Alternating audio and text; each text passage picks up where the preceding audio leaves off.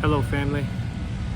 So my past video I shared that I had recently been diagnosed with prostate cancer at the age of 54. After talking with my doctor and the stages I was in, we agreed that for now I'm going to go on active surveillance while I kind of investigate my treatment options and things that I want to do going forward as it relates to treating or maintaining this cancer that I have. So today I kind of want to go back and try to understand prostate cancer. What does that mean? So just like any cancer, prostate cancer is triggered by cells mutating in the prostate. These cells, as they mutate, the danger is that they can spread. If they spread outside of the prostate, like any other cancer, they can damage other cells, and this is what causes death as they mutate and migrate out of the prostate into other areas of the body. This image provides an overview of the Gleason system developed by Dr. Gleason.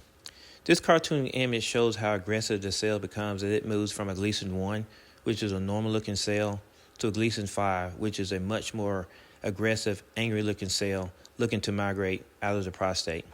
This image was taken from Dr. Kane, a neurologist out of the Boston area. The link to his video is added to the description below.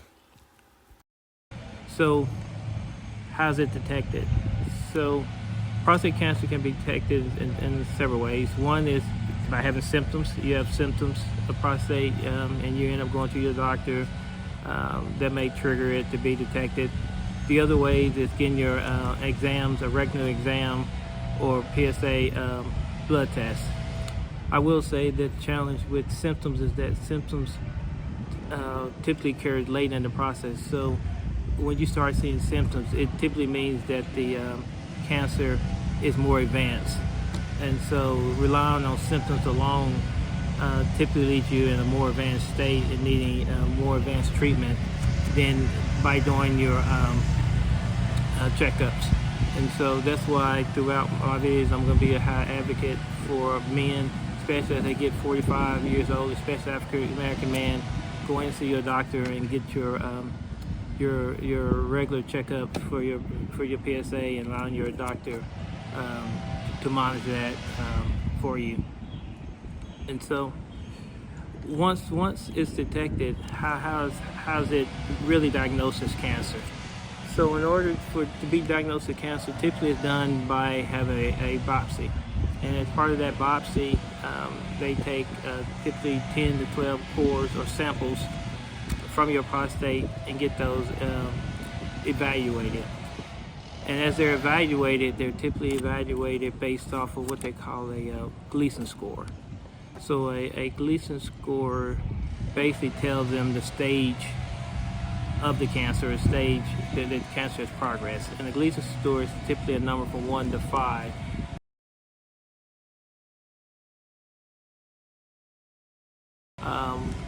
One to 2 typically means that the cancer is basically, the cell is no different. So 1 and 2 is typically not even considered cancer.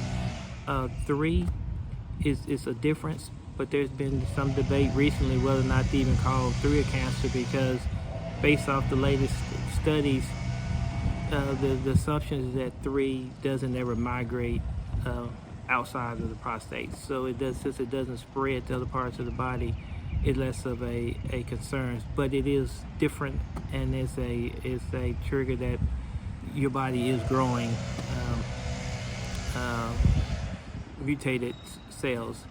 And then there's 4 and the 5, which is more of the aggressive types of cancer mutation, with 5 being, like I say, the more extreme, more fast-paced, and the most concerning of each one of them. So normally when you get your test back, you're going to get assigned one of those numbers, but the Gleason score is based off of 2 numbers. The first number is basically saying which type of cells is most dominant in the samples. So if you get a 3, that means the majority of the cells is considered Gleason 3 type of mutation. The second number is the most secondary type of cells that's there. So you get a 4, you have a number 3 plus 4, which means a 7, which would be your Gleason score. In my particular case, my score was a 6, which I had a 3 plus 3. That means the primary cells that was there was a 3. Also, the secondary one that was found was 3. That means that most of my cells was the same. You could also, as I mentioned, the 3 plus 4 is a 7. You can also have a 4 plus 3, which means that the majority of your cells was a 4, which is more aggressive than a 3. And your second was a 3, which is a 7. So even though you're both of a 3 plus 7, 3 plus 4 is a 7, and a 4 plus 3 is 7, the magnitude of a 4 plus 3 is basically more aggressive 7 than a 3 plus 4. So what number comes first matters as it relates to what stage you are and the risk that you're taking there. To simplify some of the grading, in addition to the Gleason score, they also give you a grade level, a grade 1, 2, 3, 4, 5.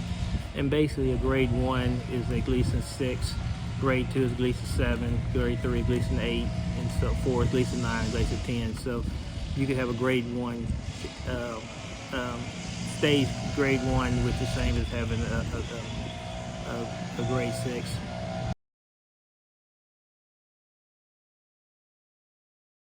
Additionally, as it relates to your test, not only as you get even more, it's a lot more things to consider in that in your test is in your 12 cores that they may have taken.